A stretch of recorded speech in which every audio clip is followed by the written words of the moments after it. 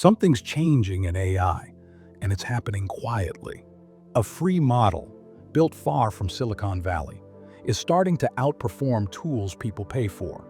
And honestly, if Google and OpenAI don't move faster, they could fall behind.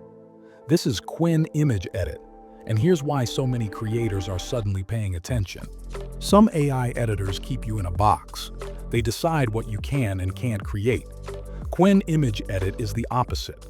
It's open, free, and surprisingly powerful, though it does make you work for it. So let's break down what this model really does well and where it still struggles. Qwen Image Edit is an open-source image editing model. No paywalls, no restrictions. It's built on the multimodal Qwen image architecture, which means it can actually understand both your text prompts and what's happening inside the image. You can ask it to swap a background, tweak the lighting, fix the anatomy, or even rewrite text right inside the image, all using a simple, natural prompt.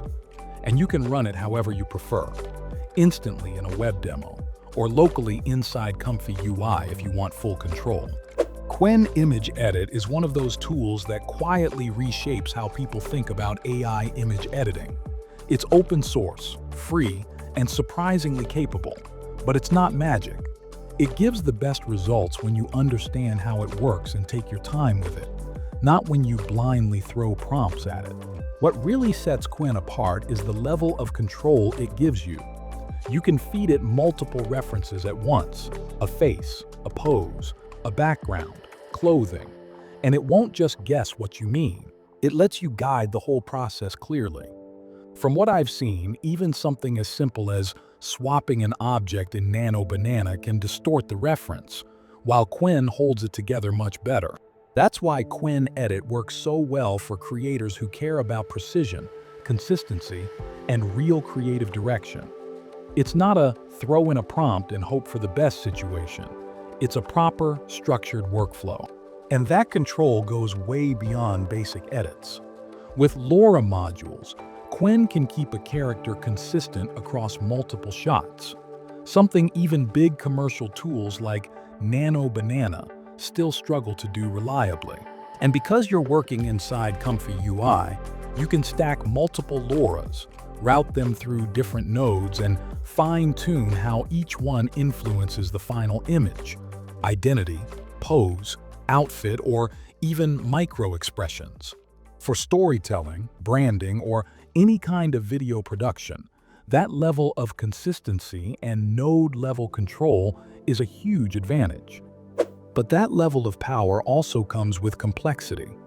Running Qwen locally isn't exactly plug and play.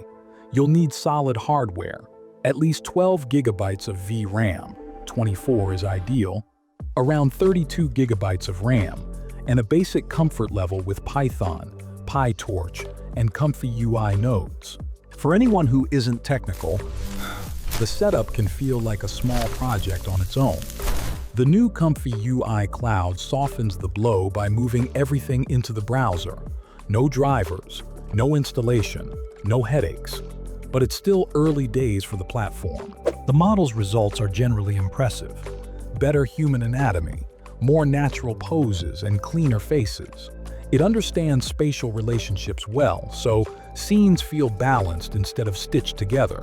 But I've noticed that when you push it too hard and throw in 4 or 5 visual references at the same time, the model really starts to struggle.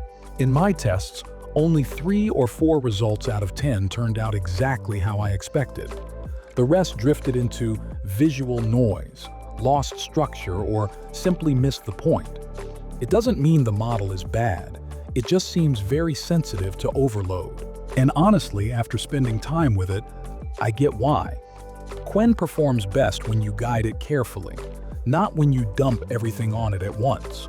Language handling is a bit of a mixed story.